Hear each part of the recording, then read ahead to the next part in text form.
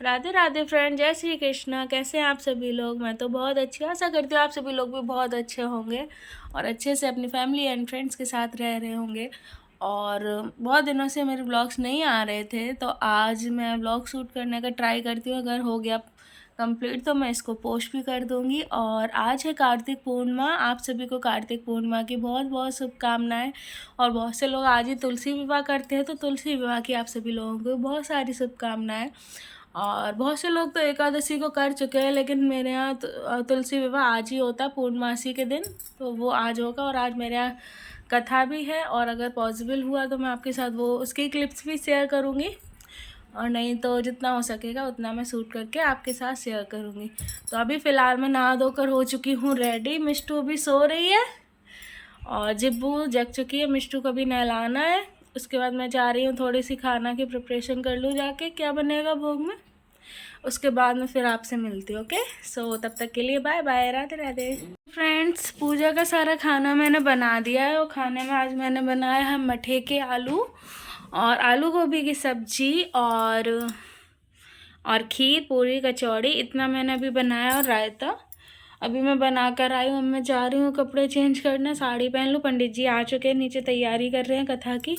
और ज़्यादा लोगों को बुलाया नहीं, सिर्फ घर में कथा करवा रहे हैं तुलसी विवाह के उपलक्ष्य में।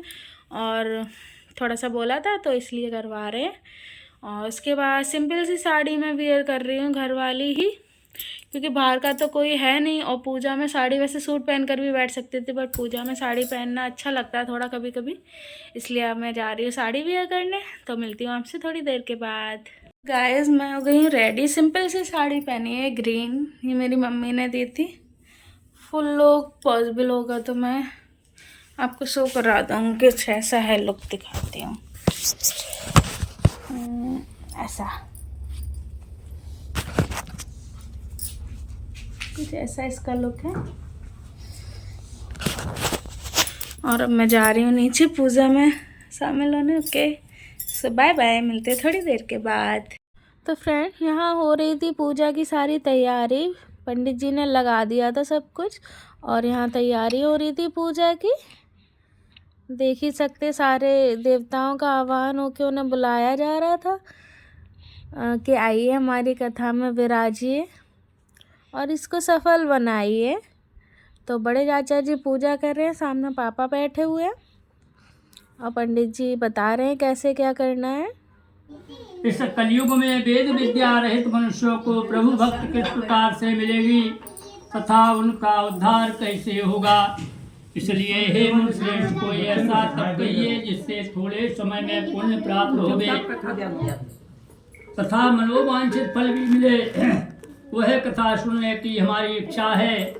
सर्वशास्त्र ज्ञाता श्री सूत जी बोले, कहे वैष्णवों में पूज्य आप समले प्राणियों के हित की बात पूछी है। अब मैं उस श्रेष्ठ व्रत को आप लोगों से कहूँगा जिस व्रत को नारद जी। और यहाँ कुछ मोहल्ले की आंटी लोग आ गई थी, जो पास ही, घर के पास ही रहती है।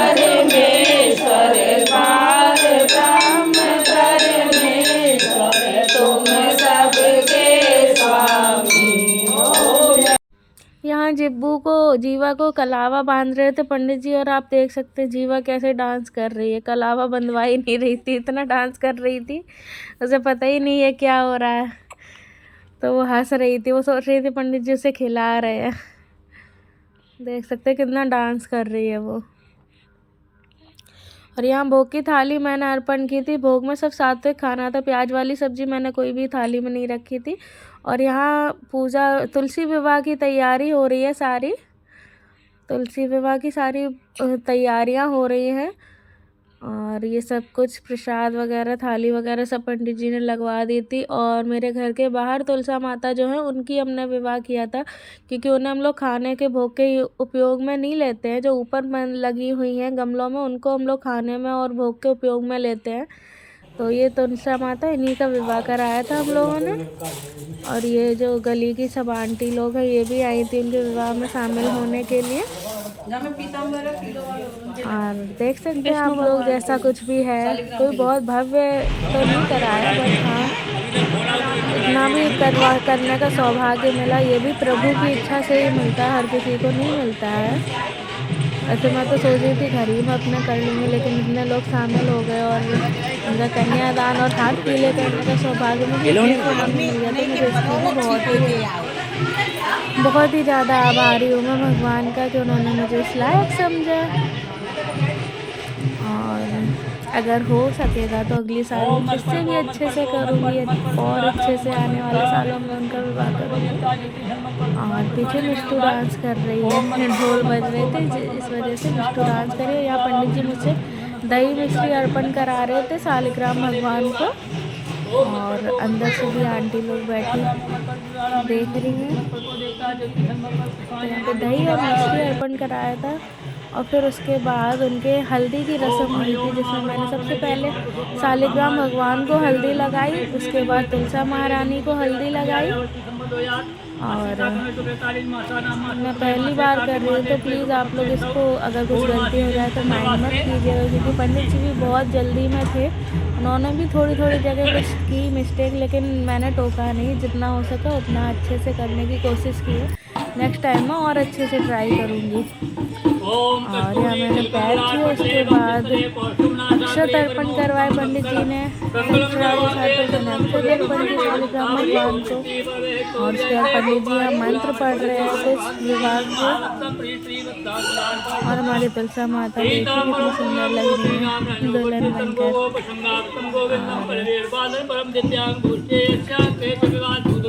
पंडित जी मतलब अर्थ बता रहे हैं, औरतें जो लेडीज बैठी हैं वो विवाह के गीत गा रही हैं।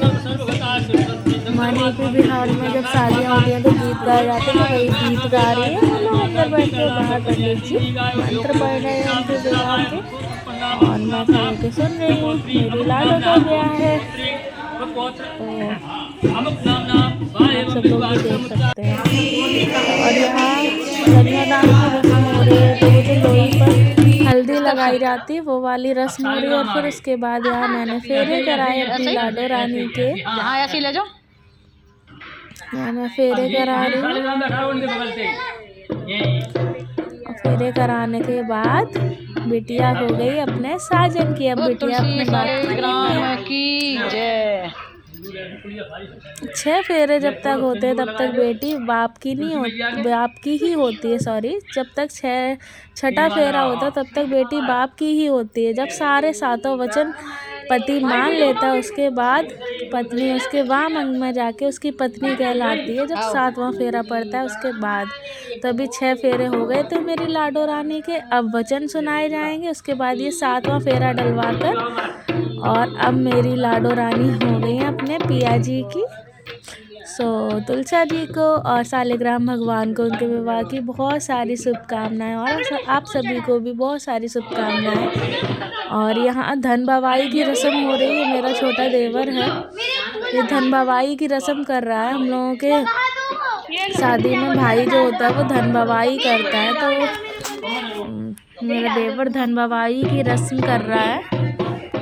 अभी बहुत छोटे से स्तर से हमने पूजा की है, आने वाले टाइम में बहुत अच्छे से पूजा करेंगे, बिकॉज अभी पापा का भी अभी ठीक नहीं हुआ है, बड़े चाचा जी भी बीमार हैं, तो जैसी हो सकी उतनी। अब ऐसे ही भगवान बड़ा और छोटा नहीं देखते, भगवान देखते हैं आपकी मन, श्रद्धा और भाव। और यहाँ पापा जी और मम्मी उनको क्या कर रहे हैं, कन्यादान की रस्म कर रहे हैं। कन्यादान यहाँ जितने भी लोग मौजूद थे सभी ने भगवान जी का कन्यादान किया था, जो कि बहुत सौभाग्य से प्राप्त होता है। और जिसकी बेटियां नहीं उनको अवश्य ज़िंदगी में एक बार तो कम से कम अपने श्रद्धानुसार एक बेटी की तरह ही तुलसा विवाह जरूर कराना चाहिए। क्योंकि जब आप तुलसी जी का और ठाकुर जी का विवाह कराएंगे ना, तो आपका नाता सीधा डायरेक्टली आपका रिश्ता हो जाएगा ठाकुर जी से। फिर ठाकुर जी को आपकी हर बात, हर विश माननी ही पड़ेगी। आप हक से कह सकते कि अरे वो तो मेरो दामाद है, मेरो सारो काम करा देगो।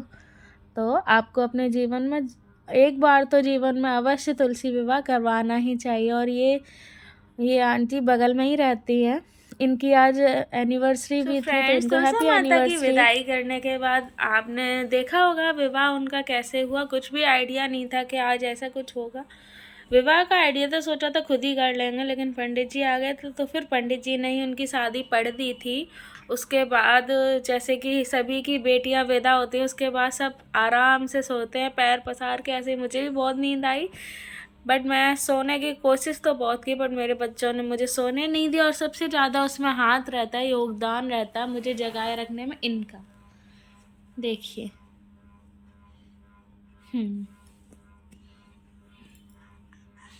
ये अपने हेयर्स खुद ही बिगाड़ लेती हैं, कितनी मासूम सी है ना।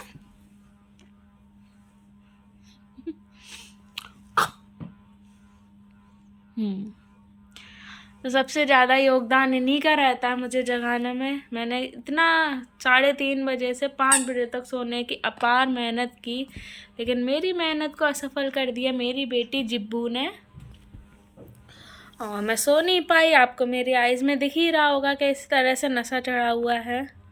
अब मैं रात में ही अगर पॉसिबल हुआ, अगर इन महारानी की कृपा हुई तो मैं थोड़ा सो जाऊंगी।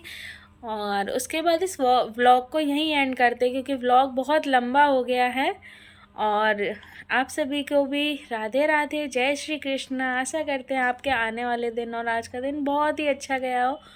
और बाय बाय, मिलते हैं नेक्स्ट ब्लॉग में। अगर ये ब्लॉग अच्छा लगा हो तो प्लीज़ चैनल को लाइक कर दीजिए, सब्सक्राइब कर दीजिएगा चैनल को, और बेल आइकन को प्रेस कर दीजिएगा। राधे राधे फ्रेंड्स।